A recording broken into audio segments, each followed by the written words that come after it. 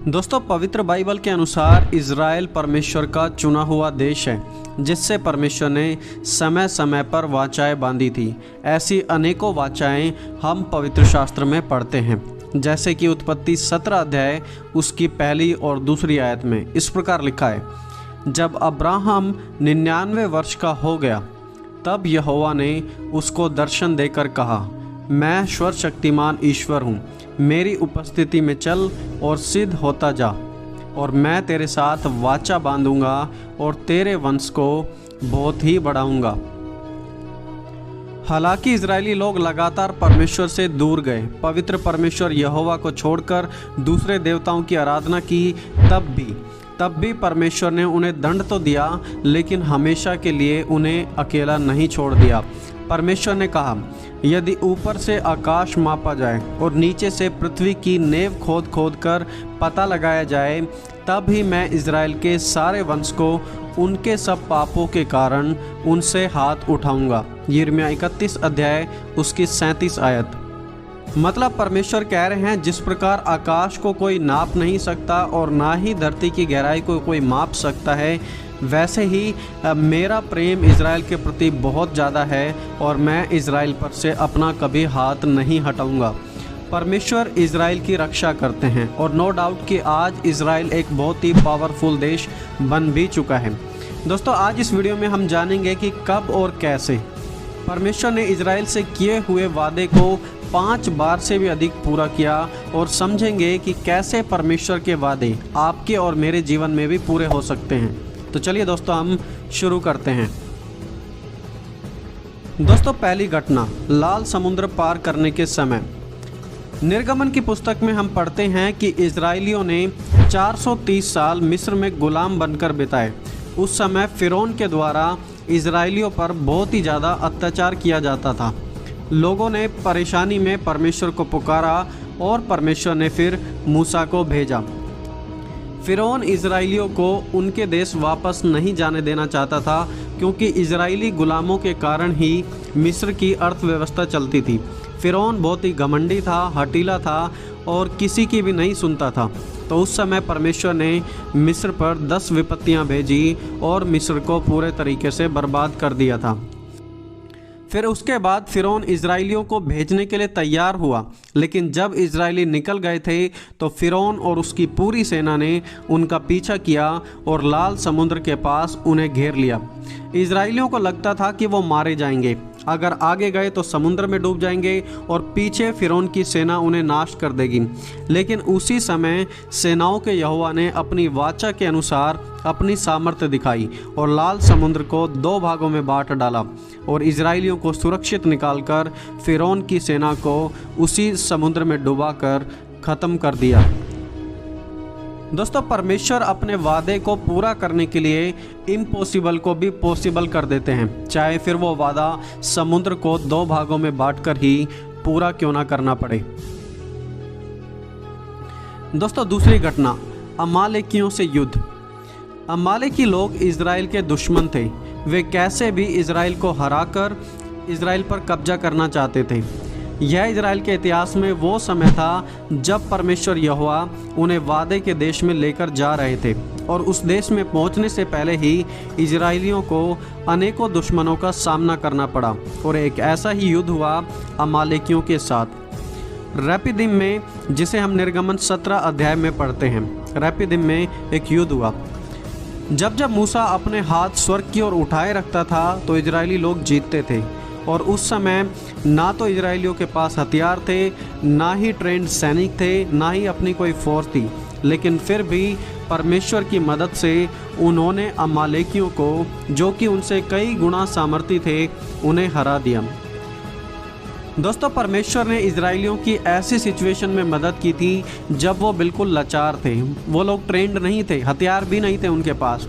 इसलिए आज आप भी यह बात जान लें कि परमेश्वर आपकी योग्यता के अनुसार नहीं, परंतु अपने वादे के अनुसार आपकी रक्षा करेंगे और इस संसार में आपको बढ़ाएंगे। नो मैटर कि आप कितने कमज़ोर हो जाएं, आप कमज़ोर हो सकते हैं, लेकिन हमारा पिता सामर्थी है और वो आपको और मुझे ज़रूर बचाएगा। दोस्तों, तीसरी घटना, यरीहों का हराना और इजरायलियों का बचाना। यरीहो को इंग्लिश में जेरिको बोलते हैं। जेरिको दुनिया के सबसे पुराने शहरों में से एक था और इसकी शहरपनाह बहुत ही ज़्यादा मजबूत थी। यरीहो से इजरायलियों को गुजरना था क्योंकि वादे के देश का रास्ता यरीहो से ही होकर गुजरता था, जैसे कि आप इस मैप में देख भी सकते हैं। और इस स्थान पर पहुंचना था और रास्ता यरीहो से होकर गुजरता था। अगर परमेश्वर उस समय इंटरवीन नहीं कर दे तो इज़राइल कभी नहीं जीत पाता। इसलिए यरीहो जैसे शहर को हराने के लिए परमेश्वर ने इजरायलियों से कहा कि वो अपने लेवियों याजकों के द्वारा वाचा का संदूक उठाकर हर दिन यरीहो के चारों ओर चक्कर मारें। लगातार 6 दिन तक ऐसा करें और 7वें दिन 7 बार यरीहो के चारों ओर चक्कर लगाएं। और जो यरीहो की शहरपनाह थी, जो कि उस समय की सबसे मजबूत शहरपनाह थी, वो टूट गई। दोस्तों, यरीहो की शहरपनाह उस समय की one of the most strong boundaries थी जिसे कोई नहीं गिरा पाता था, लेकिन परमेश्वर ने अपने लोगों के लिए अपने वादे के अनुसार उसे भी गिरा दिया। याद रखें, नो मैटर कि आपका विरोधी कितना भी स्ट्रॉन्ग क्यों ना हो, अगर परमेश्वर आपके साथ है तो स्ट्रॉन्ग विरोधी पर भी परमेश्वर आपको स्ट्रॉन्ग बना देंगे। दोस्तों, चौथी घटना, गिदोन की मिदानी लोगों पर विजय। गिदोन मनुष्य की जाति का एक व्यक्ति था जिसके बारे में हम न्यायों की पुस्तक में पढ़ सकते हैं। यह इजराइल के इतिहास में एक ऐसा समय था जब इजराइल का कोई राजा नहीं था। उस समय न्यायी लोग न्याय करते थे और परमेश्वर की आज्ञा के अनुसार इजराइल को सुरक्षित रखते थे। उस समय इजराइल के रेगुलर दुश्मन मिदान देश के लोग थे, और जिसे इंग्लिश में हम मीडियनाइट्स भी कहते हैं। तब परमेश्वर गिदोन से कहते हैं कि तू मिदान के लोगों को हरा दे।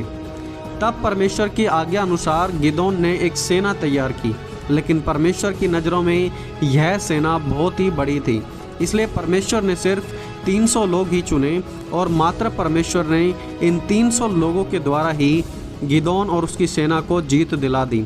इनफैक्ट इन 300 लोगों के पहुंचने से पहले ही यहोवा परमेश्वर का भय मिदानी लोगों पर छाया पड़ा था। दोस्तों, देखिए यहाँ पर गिदोन ने एक बहुत ही बड़ी सेना तैयार की, लेकिन परमेश्वर ने सिर्फ और सिर्फ 300 लोग ही चुने। इस बात से हमें सीखना चाहिए कि minority doesn't matter with God. परमेश्वर आपको कम और छोटी चीज़ों से भी आगे बढ़ा सकते हैं, जैसे गिदोन को सिर्फ 300 लोगों से विजय दिलाई। और यह सिर्फ गिदोन की विजय नहीं थी, परमेश्वर और परमेश्वर के लोगों की एक बहुत ही बड़ी विजय थी। दोस्तों, 5वीं घटना, राजा हिजकिय्याह के समय। राजा हिजकिय्याह के समय असीरिया ने एक बहुत ही बड़ी इजराइल के लिए परेशानी क्रिएट की थी। 8th सेंचुरी BC के करीब असीरिया पावर में बहुत ही ज़्यादा बढ़ गया था। कोई भी असीरिया का मुकाबला करने वाला नहीं था। असीरिया की जो मिलिट्री फोर्स थी अपने समय की सबसे बेस्ट सेना थी। असीरिया ने इजराइल के नॉर्थ को तो जीत लिया था और इजराइल की 10 जातियों के लोगों को वो बंदी बनाकर अपने देश में भी ले गए थे, और फिर अपनी ताकत का इस्तेमाल करके वो यहूदा की ओर बढ़ने लगे। और ऐसा सुनते ही यरूशलेम में रहने वाले यहूदी डर गए। उस समय राजा सनहेरीब और सेना ने 46 शहरों को नष्ट किया। वो जो गुलामों को पनिशमेंट देते थे वो बड़ी दर्दनाक होती थी। वो गुलामों के टखने काट देते थे, लोगों की जिंदा चमड़ी उतार कर लोगों को मारते थे और हाथ पैर कटकर उनको मरवा दिया। और नॉर्मल सी बात है कि जब यहूदी लोगों को भी यह पता लगा तो वो नॉर्मली डर गए राजा सनहेरीब से। यहूदियों के लिए कोई मदद नहीं थी। और तब हिजकिय्याह परमेश्वर को पुकारता है और अगली ही रात परमेश्वर का एक स्वर्गदूत असीरिया की पूरी सेना को नाश कर देता है, जो उस समय तकरीबन 1,85,000 लोगों की थी। और फिर एक बार इस प्रकार परमेश्वर ने इजराइल को बचाया। दोस्तों, जैसा कि हमने इस वीडियो की शुरुआत में जाना था कि परमेश्वर ने जो वाचा इजराइल के साथ बांधी थी उसे परमेश्वर पूरे तरीके से पूरा कर रहे थे, क्योंकि परमेश्वर सच्चा है और परमेश्वर के हर एक वादे सच्चे हैं। दोस्तों, क्या आपके जीवन में भी परमेश्वर का कोई वादा है? अगर है तो क्या है, उसे कमेंट सेक्शन में नीचे ज़रूर बताएं। और हमेशा याद रखें कि अगर परमेश्वर हमारे साथ है तो हम कम होकर, कमज़ोर होकर भी बलवंत हैं और बहुत हैं।